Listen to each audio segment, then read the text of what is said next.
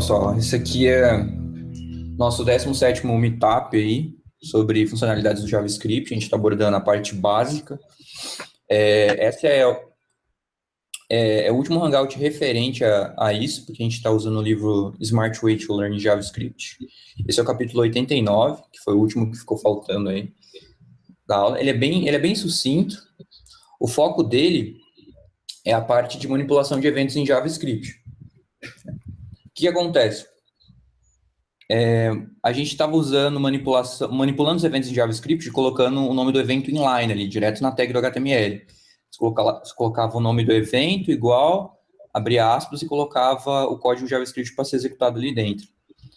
Aí esse capítulo abordava como era feito anteriormente, que é esse modo que eu expliquei, e o modo convencional, que é o que o pessoal mais utiliza, fazendo a separação de conceitos, deixando esse código mais na parte do JS mesmo. Tá, então a gente vai falar da manipulação dos eventos inline, manipulação dos eventos apenas no JavaScript, a função desse window.onload na página. Eu vou aproveitar e também falar um pouquinho desse IIFE, que é Immediately Invoked Function Expression, que é bastante comum em JavaScript. Não tem muita relação com o tema, mas o pessoal acaba usando isso daqui ao invés de usar o Windows Onload. Então, achei legal citar. E a outra é um pouquinho sobre escopo, que a gente vai usar algumas funções aninhadas aqui para deixar um código um pouco mais organizado em algumas chamadas de funções internas aqui nesses Immediately Invoked Function Expression. Basicamente, o nosso HTML vão ter dois exemplos aqui, um manipulando os eventos inline e outro manipulando os eventos no JS. Então, só para a gente entender a funcionalidade. Esse botão aqui vai simplesmente exibir um alerta. E esse botão aqui, colorir, ele vai ficar trocando o background aqui para uma cor aleatória. Bem, muito simples. Vamos ao código aqui, então. Em termos de estrutura aqui do nosso HTML, isso aqui é o padrão do JSBin, tá? Toda essa parte do head aqui, eu não mexi em nada. Afora esse link aqui, que eu gosto dessa fonte Ralloway, do Google. E aqui são nossos exemplos. Vamos lá. O primeiro exemplo é quando a gente manipula os eventos inline. Então, aqui, dentro do elemento da tag button, é até difícil pronunciar em inglês, né? Button, eu tenho onClick, e aqui eu faço chamada do método diga olá mundo. Esse método diga olá mundo, perceba que eu estou invocando a função, porque tem uns parênteses aqui no final. Ele está definido aqui no meu JavaScript. O JavaScript tem essa função diga olá mundo, e quando eu clicar, ele vai executar ela, rodando esse alert. Que é isso aqui que eu mostrei para vocês. Esse é um exemplo que foi abordado em boa parte do livro. Você vai lá, chumba o JavaScript aqui direto na tag, você coloca qual é o evento que você vai estar vinculando e chama o método. Não é um jeito muito legal de fazer isso, cara. Às vezes eu acho que polui um pouco o seu HTML. Eu acho mais interessante o segundo modo, que você manipula os eventos apenas no JS, onde no próprio arquivo JS faz o vínculo entre o componente HTML e o código que tem que ser executado nele, que é esse segundo exemplo aqui. Então, eu tenho um input do tipo e-mail, o nome e-mail, o ID e-mail, e um placeholder aqui, só para saber qual que é o formato esperado. Eu tenho uma label, que é para esse input aqui, então eu coloquei um for e-mail, você pode ver que está com o mesmo name aqui. E embaixo coloquei esse botão aqui, que eu chamei de botão trocar cor de fundo. Coloquei um nome meio bizarro aqui, só para a gente conseguir identificar ele depois, com o nome colorido. Como que a gente faz, então, para vincular algum evento nesse botão aqui só pelo código JavaScript? Bem, a gente pode fazer isso quando a sua página carrega. Quando a sua página carrega, ele chama esse método onload da API do Windows. Então, quando ele chama esse método onload, você consegue executar uma função aqui dentro. Então, eu fui aqui, criei uma função separada chamada run e coloquei a referência dessa função aqui para o onload. Então, quando for chamado esse método onload, na realidade vai estar chamando minha função run. que a minha função run vai fazer? Ela vai pegar o botão usando o core selector do document. Então aqui, beleza, peguei esse botão aqui. E aí vem o pulo do gato.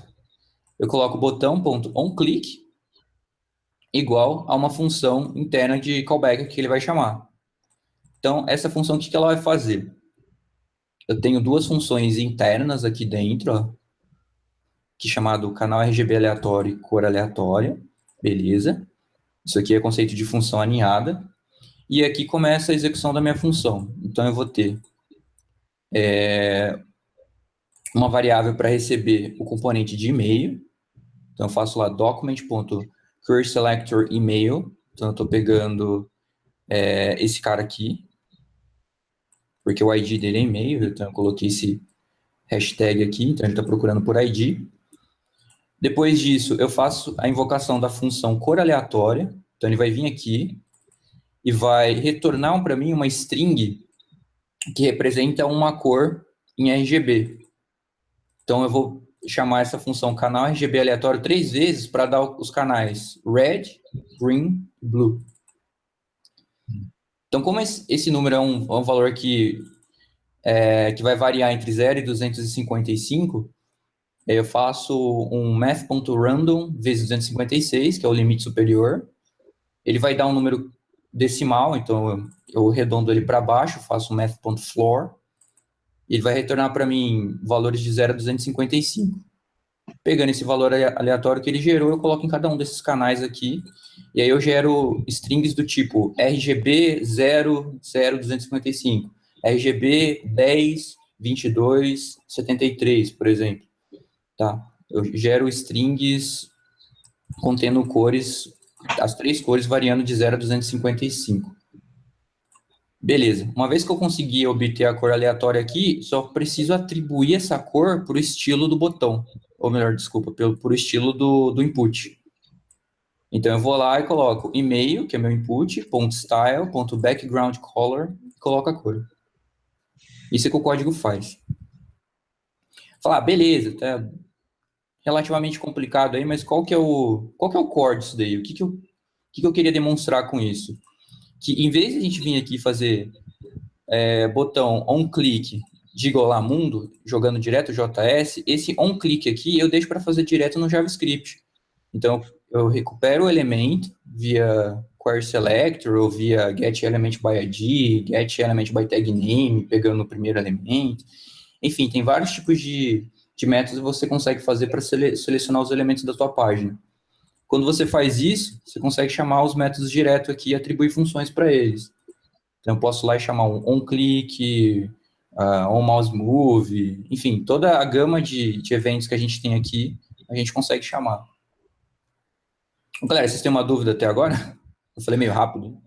Não, tá bem claro aí. De boa também, Davi? É suave. Então, existem outros métodos aqui também, e o que eu queria que vocês reparassem é a nomenclatura, cara. Por exemplo, aqui você pode ver que com um clique o C está maiúsculo. Quando você vai chamar direto aqui no objeto que você recupera via querySelector, via esses métodos de recuperação de elementos mesmo, tem que estar sempre minúsculo. Ou mouse move, ou mouse up, mouse down. Mas no HTML ali, se colocar minúsculo, também funciona, né? Aqui no HTML eu acho que também funciona. Só Funciona. que no JS aqui vai precisar ser o mesmo nome, aqui é sensitivo nesse caso. Vou até rodar esse exemplo de novo, que eu acho que isso vai continuar funcionando. Continua funcionando. De qualquer jeito que você escrever no HTML, funciona. Aqui, boas práticas ali é deixar do jeito que você deixou ali. Sim. Mas ali não Eu importa. geralmente deixo assim mesmo. Como É, eles chamam de camel case, praticamente. Só que com a primeira em minúscula, né? isso. Muito bem. O que eu ia falar também era Bem, o que eu falei aqui até agora? Então, eu falei da manipulação do evento inline, falei da manipulação do evento no JS, como você faz o vínculo, do ponto onload. As funções alinhadas, não sei se vocês perceberam aqui, eu tenho as funções só dentro dessa função onClick aqui, ó. Então, se eu tentar invocar essa função de fora aqui, não vai rolar, porque o escopo dela é só aqui dentro, dessa função. Tá? Um conceito de escopo mesmo, convencional, escopo estático. JavaScript não tem escopo dinâmico, que tem umas linguagens que tem, e é extremamente confuso de entender. E a última coisa aí para fechar o tópico, é a parte do IIFE, Immediately Invoked Functional Expression. O que é isso? Muita gente, quando vai rodar algum código aqui no JS, em vez de eles fazerem um do.onload, eles criam uma função, vou criar uma função anônima, tá? Sem nome nenhum. Eles colocam algum código lá, eu vou colocar um alert mesmo.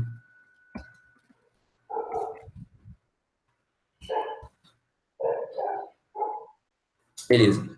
Aí que eles falam, pô, assim que a minha página for ser carregada, eu vou querer executar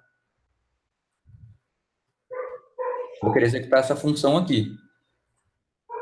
Então, o que eles fazem? Eles fazem um wrap dessa função aqui com parênteses e fazem a chamada dela logo após. Então, assim que eu for carregar essa página aqui, deixa eu salvar primeiro.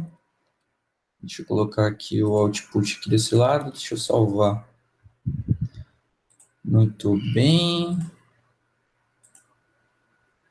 Ah lá. Assim que eu carreguei a página, ele apareceu aqui para mim, IIFE. Então, é um jeito de você criar a função, delimitar esse escopo aqui, ó, dela, e já chamar. Então, você não precisa atribuir essa função para uma variável ou dar um nome para essa função. Aqui dentro mesmo você já consegue chamar. Fala, beleza, mas qual que é a vantagem disso? A vantagem disso é você fazer... Agora, toda vez que eu for modificar o arquivo, ele vai salvar e vai invocar isso aqui. A vantagem disso é você fazer um controle de escopo. Então, em vez de você ter variáveis globais aqui no seu script, você ficar chumbando o var aqui direto, var a igual a 2.3, por exemplo, você colocar um var a igual a 1.2.3 aqui, ela está restrita a esse escopo. Então, você pode criar múltiplas funções aqui. Não que isso seja uma boa prática, mas se fizer aqui, vai estar com o escopo separado. Ele vai estar fora desse escopo aqui, ó. Você não polui o escopo global. O espaço global, melhor dizendo. Então, a gente pode colocar toda essa função run aqui, direto nessa função autoinvocável aqui. Vamos lá, vou pegar esse código aqui. Vamos colocar ele aqui. Beleza, e quando eu clicar aqui, ele vai colocar a cor atribuída e vai trocar a cor aqui. Então, beleza, está funcionando. Eu passei isso daqui do IIFE porque é bem comum, tá? Você vai achar direto isso aqui. Tem alguns caras que... por exemplo, o Douglas Crockford, que ele não gosta desse tipo de representação de FFE. Ele faz uma ligeiramente diferente. Ele coloca assim. Também funciona. Basicamente, você tem a função aqui, ele já invoca direto, ele faz um wrap dela aqui entre parênteses também, para saber que isso aqui é tudo isso aqui é uma invocação, invocando a função. E é para ter o mesmo comportamento. Vamos ver. Beleza. Mesmo comportamento. Então, são duas opções aí para fazer uma IIFE. Então, galera, do livro era isso, basicamente, até o capítulo 89. Então, fechamos o livro.